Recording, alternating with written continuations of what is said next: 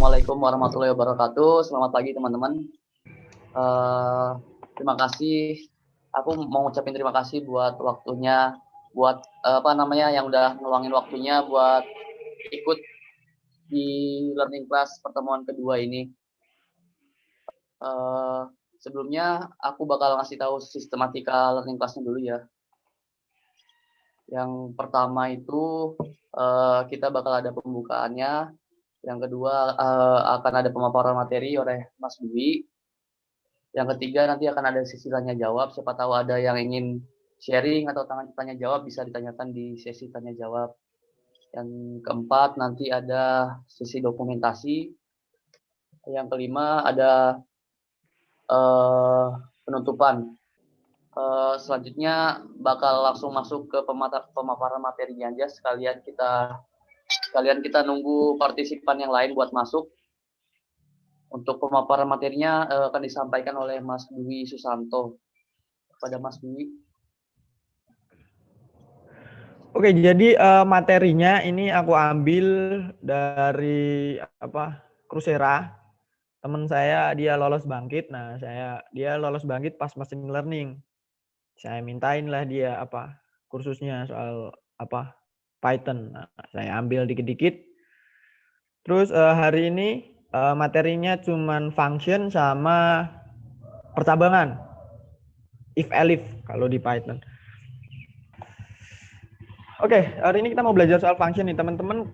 Kalau pas mainan Java, bahasa Java gitu ya, atau C++, itu ada yang namanya function, ada yang namanya parameter. Kalau teman-teman main di Arduino, itu yang namanya void main, kayak gitu. Jadi dia bisa dipanggil. Nah, di Python itu yang keren dia bahasa soal functionnya itu nggak belibet. Kalau di function di Python cukup ditulis kayak gini, def terus nama functionnya, ini nggak harus fungsi satu, teman-teman bisa ganti, terserah, bebas. Kita ganti bebas kayak gitu. Nah, nanti kalau bebas dipanggil, dia akan tampil saya punya fungsi kayak gitu. Kalau yang ini basic. Belum ditambahin dengan parameter, belum ditambahin dengan argumen kayak gitu. Nah, terus manggilnya ada dua cara. Yang pertama bisa langsung bebas, tutup kurung, buka kurung, atau pakai print kayak gini, print dalam kurung, bebas, tutup kurung, nama functionnya di dalam. Nah, dia akan tampil kayak gini, teman-teman. Oke, itu kalau basic ya, nggak ditambahin apapun. Terus kalau sekarang ada argumennya nih. Sekarang argumennya itu fungsi 2, itu nama fungsinya. Argumen 1 itu sama kayak parameter. Kalau teman-teman belajar bahasa lain, C++ tahu saya di algoritma pemrograman 2. Nah, terus di sini fungsi 2 dia bakal manggil parameter itu lagi. Argumen 1 bakal dipanggil, argumen 2 juga bakal dipanggil. Nah, terus cara manggilnya gimana? Cara manggilnya gini, teman-teman. Fungsi 2 dalam kurung 50,80. Nah, 50 ini argumen 1. Sementara 80 itu argumen 2. Nanti hasilnya 50 spasi 80. Hasilnya kayak gitu. Ini kalau kita pakai argumen, pakai parameter. Kalau di bahasa lain. Astaga. Sorry. AGR1. Oh, salah. Maaf ya. Salah ketik. Oke, nah kayak gini hasilnya. Jadi 50, di sini ada spasi, baru 80. Ini misal kita ganti, dan gitu juga bisa. Nah, 50 dan 80, kayak gitu. Terus, pas di function gini teman-teman, pas kita belajar bahasa pemrograman lalu, kayak C++, kayak Java, itu kalau dia ada function kan ada return-nya. Di return kita juga bisa pakai aritmatika lain sebagainya. Nah, kayak gini misal kita ada function cari volume kubus. Otomatis kita cuma inputin satu Satu sisi aja dong. Soalnya semua sisinya kan sama. Nah, di sana volume kubus ini manggilnya kayak gini. Return X kali X kali X. Kita pakai variabel X buat nampung sisi kubus. Cara panggilnya juga gampang. Tinggal nama functionnya, terus sisi kubusnya berapa. Nanti dia hasil yang keluar harusnya udah 3 kali 3 kali 3, berarti 27. Nah, kayak gini. Nah, ada juga function ini bisa dipanggil secara berulang. Kayak gini misal teman-teman. Kita ada function namanya tambah di sini ya. Function yang namanya tambah. Parameter yang digunakan X sama Y. Terus nilainya function itu nilainya X plus Y. Kalau function itu dipanggil nilainya X plus Y. Misal kayak gini, aku tambahin dulu. Print kurung tambah 5,4. Udah, ini aja. Yang ini aku jadiin ini aja untuk komentar dulu. Nah, kalau kita manggilnya kayak gini, berarti nanti dia hasilnya adalah 5 ditambah 4. Nah, 9. Ya, oke, gampang ya. Saya cuma mau gambarin gimana bentuknya function kalau di Python. Soalnya function itu fungsinya banyak banget besok. Terus ke depan nih rencananya setidaknya teman-teman bisa buat menghilangkan kata yang nggak terpakai. Misal apa ya?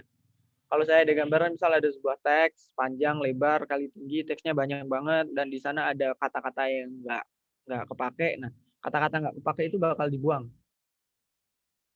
Misal ada pada hari Minggu, padanya dihilangin, nanti tampil hari Minggu aja. Kayak gitu. Itu nanti ke depan insya Allah berguna. Ini itu yang di kursus itu di project kursus Coursera yang minggu keempat kalau nggak salah. Kayak gitu di teman-teman Bangkit. Oke, terus kita coba yang bagian ini. Gimana kalau tambah, function tambah, di dalamnya ada function tambah lagi, di dalamnya ada function lagi. Berarti nanti 3 ditambah 4, 7, 7 ditambah 3, 10. Hasilnya kayak gitu. Wah, kayak gini. Oke, buat yang function dulu, teman-teman ada kendala nggak?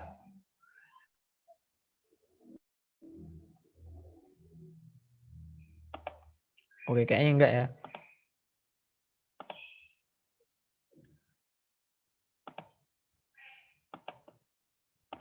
Oke, kalau gitu aku next aja. Nah, yang ini percabangan teman-teman. Ini percabangan aku dapat dari apa? Soal-soal Bangkit. Kalau di Bangkit itu dia kursus cuman ada tulisan, pokoknya cuman ada apa ya? Kayak kasus gimana caranya nampilin NIM dari nama kayak gitu. Jadi pas namanya kita ketik muncul NIM-nya. Gampang kan kita kalau di mana C++ atau bahasa pemrograman lain itu kan biasanya pakai if, else gitu. Tapi kalau di di Python itu dia if bukan if else tapi elif. Kayak gini, elif. Elif baru yang terakhir else. Oke, terus ada return NIM. Itu buat ngambil nilainya, nilai yang habis dipilih itu apa, nanti itu yang dipanggil kayak gitu. Oke, di sini ada contoh, misal namanya Dwi, NIM-nya 43, Susan NIM-nya 11 paling akhir, terus Anto 5185170900877. Kayak gitu, terus yang terakhir NIM-nya tidak diketahui. Nah, misal nih teman-teman, pas aku print cari nama Dwi, harusnya yang keluar NIM saya 43. Nah, coba ini aku ganti Susan yang keluar 11. Bener berarti ya. 11 kayak gini. Terus masuk ke yang kalau nggak ada di daftar, kalau nggak ada di daftar, kalau nggak ada di if else di if elif-nya, dia keluar tidak diketahui. Nah, kayak gini. Nah, di sini aku cuman mau kasih gambaran aja buat teman-teman. Percabangan di Python itu seperti ini. Tapi ini teman-teman bisa lihat ini udah digabung sama fungsi. Jadi ini dia fungsi def cari name nama fungsinya, terus nama di sini nanti yang kita ketikkan buat dipanggil kayak yang paling bawah. Kayak gini. Terus di dalamnya ini baru percabangannya. Aslinya kita langsung pakai if elif aja, nggak perlu function, itu bisa. Misalnya if nama, terus bawahnya name-nya berapa, terus if elif, terus elif nama name-nya berapa, nanti dipanggil bukan return tapi langsung aja print name kayak gitu. Oke, itu buat ini apa gambaran percabangan. Ada yang mau ditanyain dulu nggak? Itu elif itu sama kayak else if ya? Ya, sama kayak elif. Aku belum ketemu kalau yang kita ini kan kayak switch case. Kalau di C++ kan ada yang namanya switch case tuh. Aku belum nemu yang program bentuknya kayak gitu sih. Jadi kayak di Python ya program percabangannya aku baru nemunya yang ini. If elif. Terus kalau di Python itu nggak perlu ada tanda kurung, kurung kurawal lain sebagainya. Yang paling gampang itu ada tanda petik 2. Nah, petik 2 itu buat apa ya? Nandain kalau itu punya dia kayak gitu. Petik 2 di sini berarti semua yang ada di sini itu punyanya function cari name. Terus kalau jika nama sama dengan Dwi, ada titik 2 lagi. Kalau namanya sama dengan Dwi terus apa? Nah, terus name-nya ini kayak gitu. Baru lanjut elif. Nah, yang paling penting di Python itu teman-teman bisa buat bahasa Python yang teman-teman ketik itu dia rapi. Maksudnya jadi kita nggak perlu baca sintaknya, kita nggak perlu mikir ini tuh sintaknya eksekusinya kayak gimana. Jadi secara langsung kalau teman-teman buat Python itu sintaknya rapi, aku pikir itu bakal buat teman-teman kayak baca kode program Python tuh kayak baca bahasa Indonesia biasa. Kayak gitu. Terus tips dari aku nih teman-teman, biar bisa kayak gitu teman-teman lebih sering buat belajar coding, lebih sering-sering buat main program. Itu tips dari dosen Aprin. Dia bisa sampai dulu katanya pas mahasiswa 15 jam buat udah coding karena dia hobi, karena dia suka kayak gitu. Terus dia sampai ya bisa dibilang expert lah. Kayak gitu teman-teman. Nah, teman-teman bisa pakai itu tipsnya buat besok. Soalnya gini, aku dapat kabar besok Microsoft itu bakal buat data server di Indonesia. Cloud computing itu berkembangnya gede banget. Jadi besok pas bagian big data itu penting. Di informatika big data diajarin tapi kita nggak diajarin. Tapi kita dapat dikit ilmunya. Jadi bisa kita kembangin. Terus ada data science.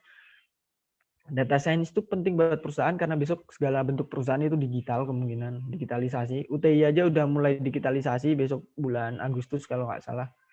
Itu nggak ada lagi buku TA yang tebel, itu udah nggak lagi kayak gitu. Tapi dibuat soft file, dibentuk ada di basis data tadi, bisa diakses secara digital kayak gitu, e-book lah intinya. Nah pas digitalisasi itu yang perlu di sana itu dari mulai pengembangan web, dari mulai manajemen data, itu kemungkinan yang paling banyak berkembang teman-teman. Tapi buat teman-teman yang mau ambil ke arus kuat misalnya nih kayak PLN bagian pembangkitnya, itu menurutku ilmunya masih sama, proteksi tenaga listrik, keandalan tenaga listrik, sistem tenaga listrik, transmisi dan distribusi tenaga listrik. Oke, itu dipelajari terus-menerus, it's okay gitu. Yang penting kuat aja di hitung-hitungan. Nah, tapi kalau buat teman-teman yang basisnya harus lemah, itu lawan kalian besok kemungkinan anak di bidang IT, soalnya mereka pinter di bagian coding, kita juga harus pintar di sana gitu. Tambahan lagi kita bisa sistem embedded gitu, kayak main Arduino lain sebagainya. Oke, itu dikembangin, silahkan dikembangin. Itu kayak kalau yang sekarang yang lumayan di Indonesia itu namanya Bardi Smart Home. Nah, itu udah mulai pengembangan dari sistem embedded. Kalau kita mungkin buat prototipenya, mereka buat produknya kayak gitu. Biasanya mahasiswa kan pakai prototipe, pakai Arduino lah, dibikin apa. Tapi kalau udah di skala industri itu udah bisa dipasarin kayak Bardi Smart Home. Oke, lanjut dulu ke materi nih. Tadi udah ini kalau kita cari NIM dari nama, bentuknya string semua. Nah, di sini sama halnya kayak program C++ atau program lainnya, bahasa lainnya. Kita bisa gunain tanda lebih dari, kurang dari, sama dengan, sama dengan. Itu bisa dipakai misal kayak gini, teman-teman mau cari nilai, kalau nilainya 80 dia dapat apa, kalau nilainya 60 dia dapat apa, kayak gitu. Nah, di sini ada function namanya lulus, parameternya di sini nilai. Kalau nilainya lebih dari 80, hasil yang dia dapat A. Kalau nilainya lebih dari sama dengan 60, dia hasilnya B. Selain itu dia hasilnya C. Oke, di sini aku aja contoh.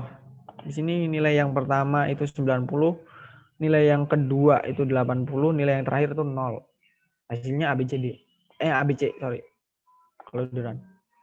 Oke, terus kalau pas ini 80 misal, yang paling atas saya ganti 80.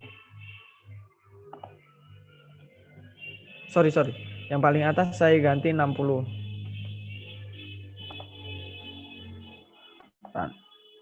Nah, 60. Di sini kalau gampang ya, lebih dari sama dengan berarti 60 kan masuk nih. 60 masuk di bagian B. Ya udah B. Terus lebih dari 80. Kenapa 80 dia nilainya B? Karena dia lebih dari. Berarti yang statement awal, yang statement awal ini, yang if nilai lebih dari 80, berarti dia bakal dapat nilai A kalau dia nilainya 81 ke atas kayak gitu.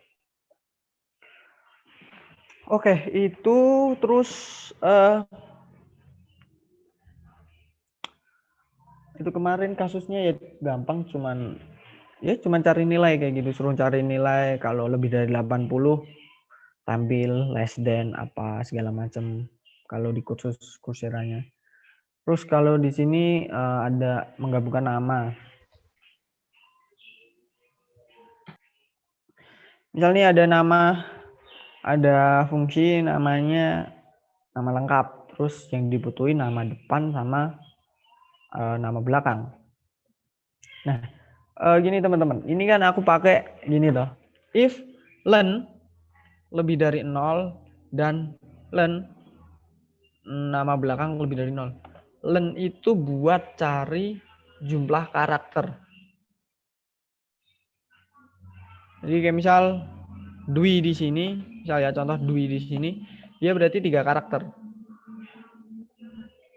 Jadi kalau karakternya, jika karakter nama depan lebih dari 0, otomatis kalau dia lebih dari 0 dia 1. Berarti dia kondisinya nggak kosong, maksudnya kayak gitu. Jadi kayak kalau nama depannya nggak kosong dan nama belakangnya nggak kosong, hasil yang akan tampil nama depan ditambah nama belakang. Nah, terus elifnya, misalnya nama belakang lebih dari 0 atau, nah, jadi kayak ini panjang nama depan. Selain itu jika panjang nama depan lebih dari 0 atau di sini atau panjang nama belakang lebih dari 0. Atau di sini tuh fungsinya jadi pas dia pas nama belakangnya nggak diinputin, dia tetap bisa eksekusi. Pas nama belakangnya nggak diinputin, dia juga tetap bisa eksekusi. Itu misal kayak gini. Print nama lengkap Dwi Susanto, nanti yang hasil yang tampil Dwi Susanto. Misalnya nggak harus Dwi Susanto lah, di A. Pakai 1 karakter aja. Yang ini, yang ini aku kasih dalam bentuk komentar aja dulu. Oke. Oke, tuh hasilnya nama sama dengan dui A. Nah, ini teman-teman, kalau di sini hasil ini kan nggak ada kata nama ya, nggak ada tambahan itu. Nah, tapi itu bisa diinputin, bisa ditambahin di bagian return-nya. Jadi return nama plus hasil.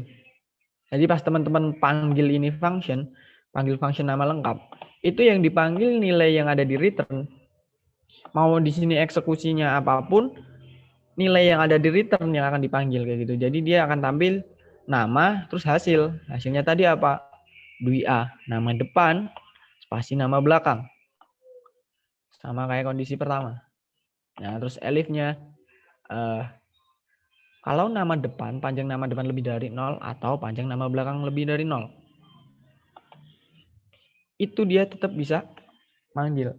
Bentar. Yang ini dulu aja. Nah, misal nama depan aja. Ini yang tampil dia Dwi. Yang belakang enggak. Ini enggak usah. Yang nama ini juga ada lah. Oke. Nama belakang aja dia yang tampil Santo kayak gini. Nah, gimana kalau dia enggak ada sama sekali? Enggak diinputin nama depan, nama belakang. Itu yang tampil kosong kayak gini. Spasi aja. Soalnya di sini juga spasi.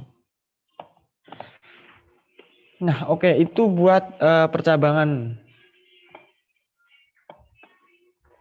yang dicampur sama function tadi. Next ada cari kata terpanjang. Ini teman-teman apa ya? Bagian kalau aku mikir pas bagian data science itu ada data yang harus teman-teman ambil, tapi ada data yang nggak harus teman-teman ambil. Nah, barangkali ini besok bisa bantu buat teman-teman. Setidaknya basicnya lah. Jadi kayak ngambil kata terpanjang, ngambil kata terpendek, terus bisa menghapus. Jadi pas kita udah ambil katanya, kita mau hapus kata itu kayak gitu. Itu kita mulai basic dulu ini. Terus ke depan kita coba buat bikin project bareng. Gimana caranya ngilangin kata yang nggak kepake kayak gitu. Oke, ini yang terakhir. Mencari kata terpanjang. Misal aku ada function dia kata terpanjang, kata 1, kata 2, kata 3 kayak gitu. Nah, terus di sini aku buat dia pakai parameter, pakai variabel A itu buat nampung panjang kata 1, B buat nampung panjangnya kata 2, C buat nampung panjangnya kata 3. Terus kayak gini. Buat percabangannya, misal kayak if jika A berarti jika kata 1 itu lebih panjang dari kata 2 dan kata 1 lebih panjang dari kata 3. Nanti yang ditampilin dia kata satunya. Kayak gitu juga pas kata 2. Kalau kata 2 paling panjang ya ditampilin kata 2-nya. Terus statement ketiga, kalau kata 3-nya paling panjang ya ditampilin kata 3-nya. Selain itu nanti dia hasilnya kosong. Nah, misal kayak gini teman-teman, ada pas kita panggil print kata terpanjang, ada aku, Dwi, oke. Semuanya 3 karakter. Kita coba dulu hasilnya ntar kayak gimana.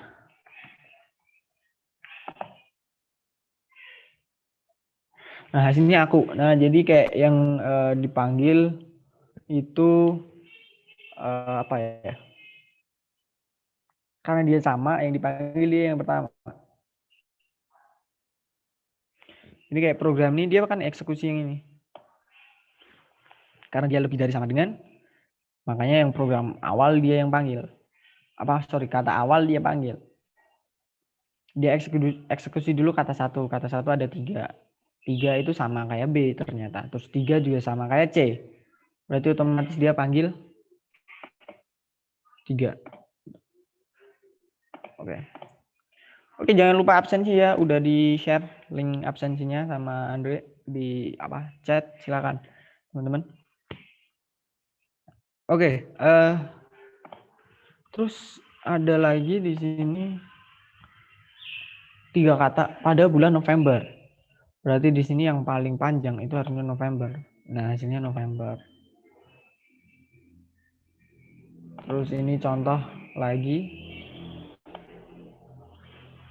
hari Rabu Pahing. Pahing yang paling panjang dia yang nanti tampil kayak gitu. Nah, ini besok buat milah kata teman-teman bisa buat apa ya? Analisis apa ya? Di Twitter, statement di Twitter, lain sebagainya. Oh iya, teman-teman tahu pernah lihat di Twitter nggak yang trending tuh kayak gitu di Twitter. Nah, itu dia caranya sama, teman-teman. Dia sistemnya itu cari kata itu dimanapun letaknya, dimanapun orang chat, kalau ada kata itu dia akan mengcountingnya, nilainya jadi tambah. Oh, makin banyak. Dapat data itulah yang ditampilkan di paling atas jadi trading. Kayak gitu, itu di Twitter. Basicnya kayak gini dulu. Tahu dulu cara milahnya, tahu dulu cara buat milih katanya, lain sebagainya. Kalau teman-teman mungkin PC-nya nggak kuat, install bisa pakai Chrome, tapi yang penting ada akses internet aja sih. Bisa manfaatin fitur Google Colab. Pasti jangan batasin teman-teman buat karena PC-nya nggak kuat, karena laptopnya nggak kuat, terus pergi belajar, jangan kayak gitu. Di internet itu banyak banget fasilitas, banyak banget fitur yang bisa dimanfaatin. Misal kayak kalau teman-teman nggak ada Jupyter Notebook, teman-teman bisa pakai Google Colab. Kalau teman-teman nggak ada Proteus ataupun Arduino IDE di laptop teman-teman bisa pakai Tinkercad. Itu di internet semuanya udah disediain. Tentu saya buat teman-teman yang mau belajar kayak gitu. Maksudnya internet itu bisa jadi sarana buat keluar dari batasan teman-teman semua. Yang misal nggak ada PC tadi, ya oke, kita manfaatin. Nggak ada aplikasi, laptop nggak kuat, bisa manfaatin internet kayak gitu, lain sebagainya. Bisa manfaatin cari segala sesuatunya di internet kayak gitu. Itu ada gitu. Kalau nggak kuat AutoCAD ya pakai Tinkercad tadi. Pakai Tinkercad juga bisa, AutoCAD di Tinkercad juga bisa, 3D design di sana juga bisa, dimanfaatin aja. Oke, aku juga udah selesai, Andre, buat materinya. Mungkin ini aja, ke depan besok 2 minggu lagi ada learning class lagi. Dengan patah semangat teman-teman bisa gabung lagi.